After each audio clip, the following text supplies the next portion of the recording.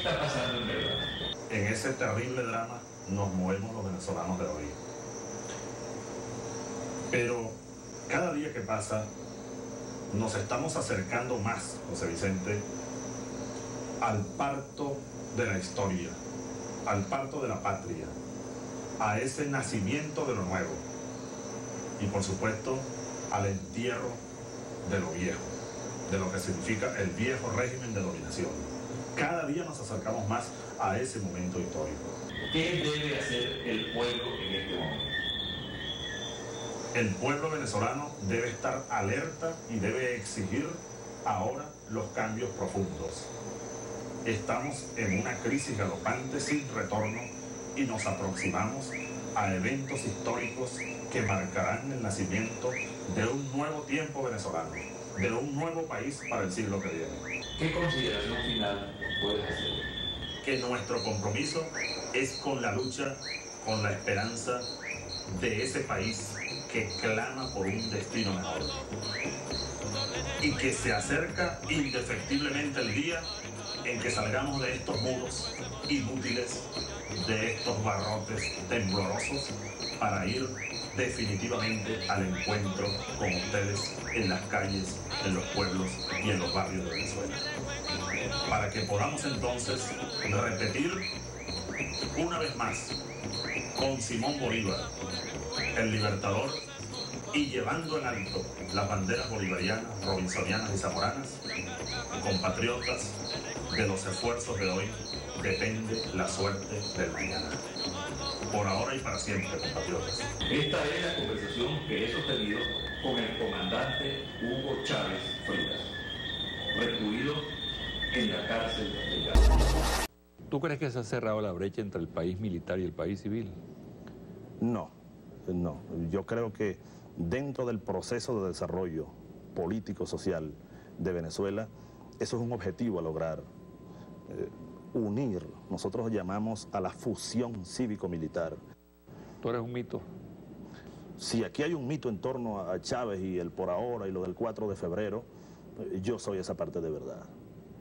Pero no me considero un mito. El pueblo lo dirá y la historia lo dirá. Pero si hay ese mito, José Vicente, yo soy ese núcleo de verdad.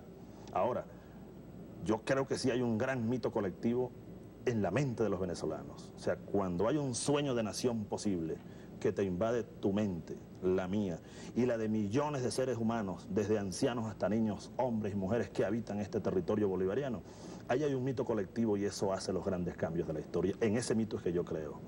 ¿Tú te das cuenta de la inmensa responsabilidad que tienes? Trato de palparla en su exacta dimensión.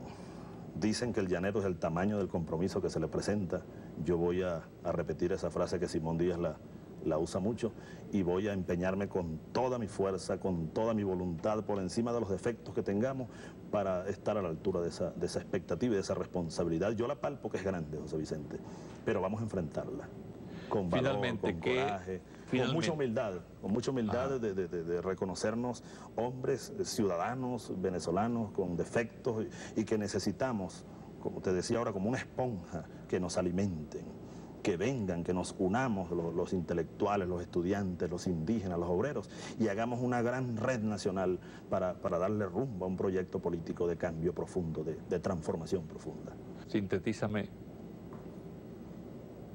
pero de verdad, ¿qué hay después de por ahora?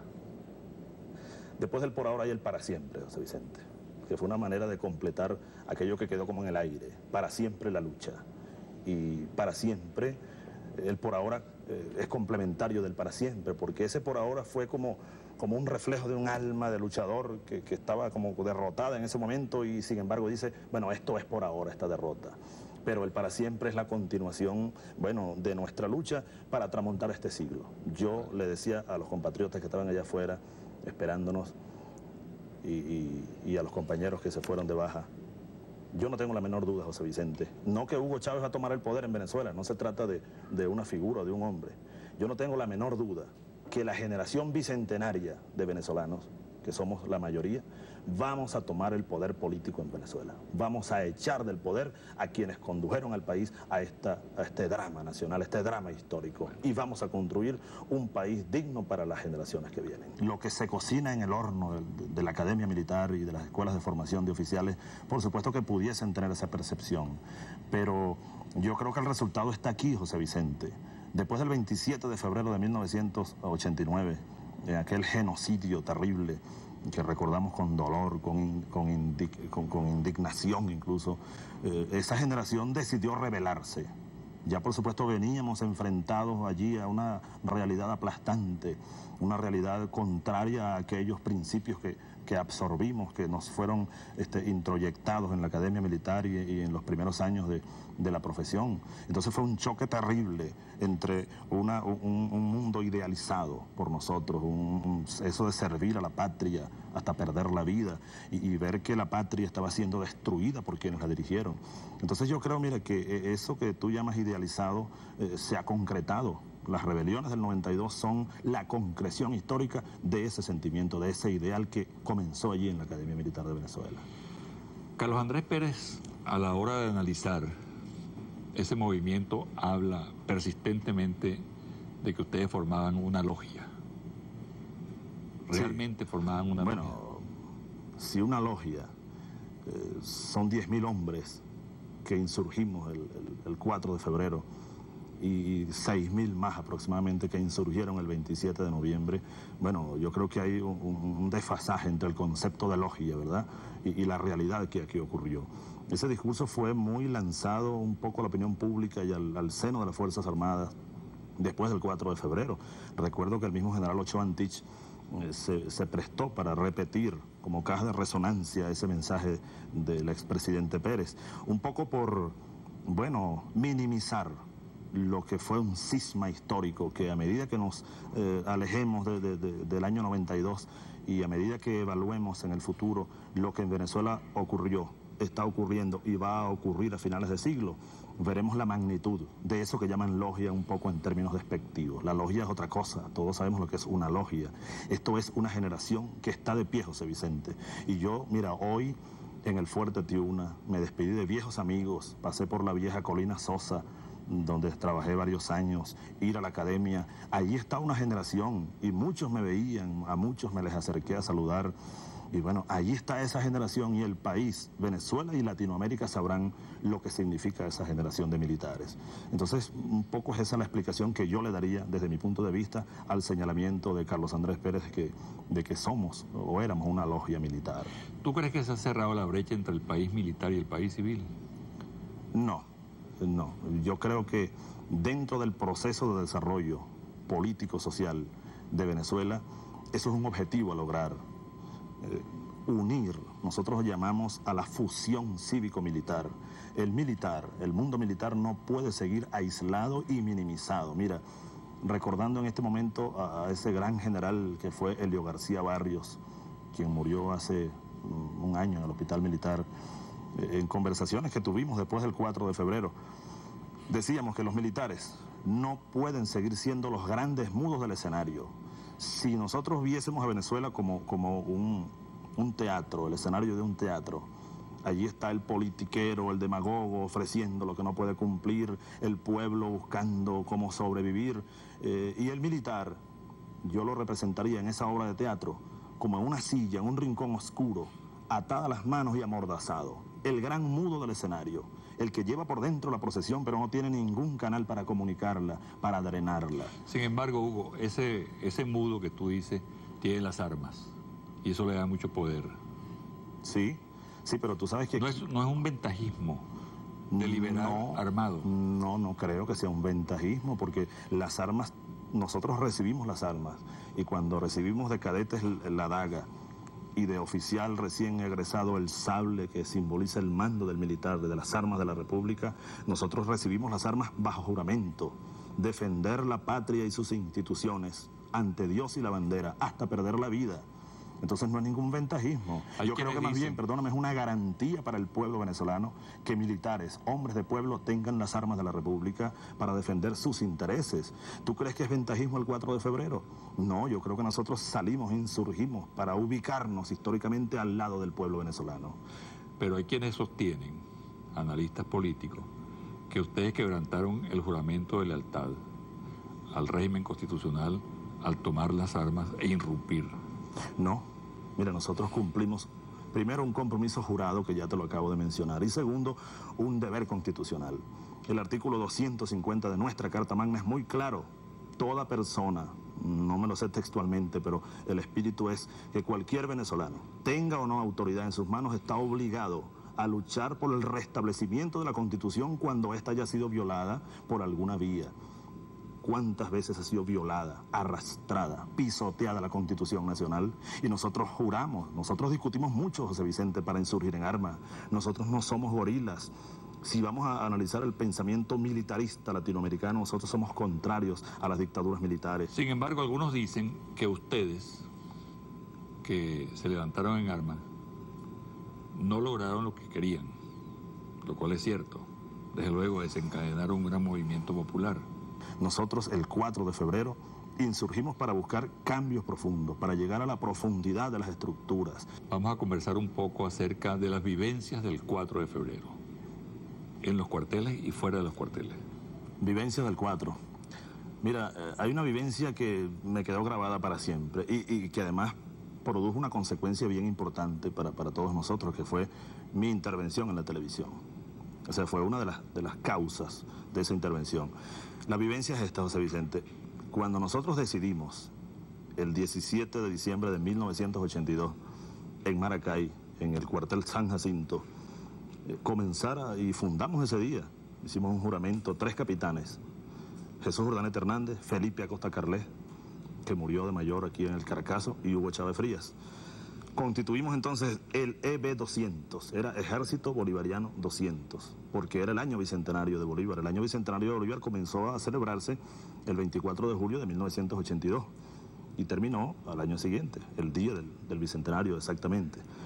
Bueno, ese juramento lo hicimos en el Samán de Güere, hicimos un trote simbólico y bajo los samanes de San Jacinto, que son samanes de esos centenarios gomeros, allí nos dimos un gran abrazo a esos 3 capitanes y comenzamos cada quien por su lado a organizar, a buscar a los muchachos, a la semilla, un poco la labor del agricultor, que después remotó en siembra generosa el año 92.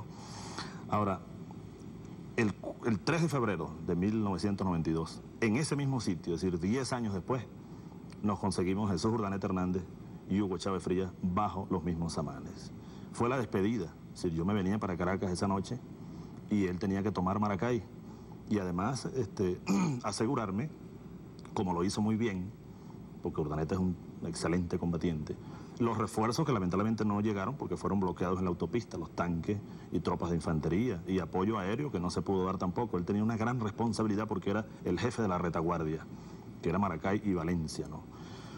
Allí nos despedimos debajo de esos samanes y Jesús Urdaneta me dijo: compañero, si esto falla, yo quiero que sepa que yo no me rindo, yo muero peleando. Eso me lo llevo yo a Caracas y el 4 de febrero, es decir, al día siguiente, ya yo en la oficina del general Ochoa, sentado, prisionero, ya habíamos depuesto las armas en Caracas, ya el comandante Arias venía de Maracaibo, por aire ya también había entregado las armas. Sin embargo, me dice el general Jiménez Sánchez, que estaba dirigiendo las operaciones aéreas, me dice: Chávez, Urdaneta cortó todos los teléfonos y no quiere atender a nadie. Mandamos una comitiva y la recibió a plomo. Vamos a bombardearlo.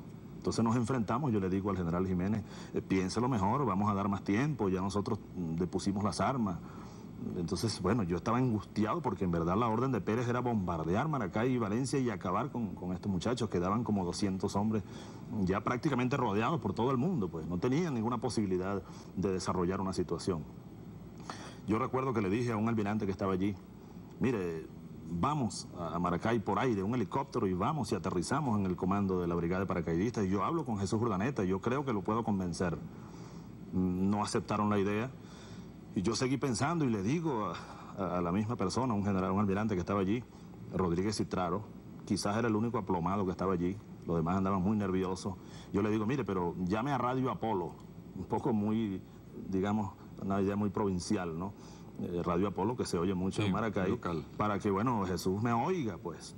Entonces, bueno, ahí evolucionó la idea en un mensaje a los medios de comunicación. Pero fíjate cómo esa anécdota que tú me preguntas por una, quedó marcada e influyó mucho en él, porque yo estaba muy angustiado porque en verdad los iban a bombardear tanto a Maracay, y ya habían comenzado a bombardear Valencia, a pesar de que los pilotos F-16 estaban disparando a los lados, no querían dispararle directamente a nuestras tropas. ¿En qué medida tocó la corrupción a las Fuerzas Armadas?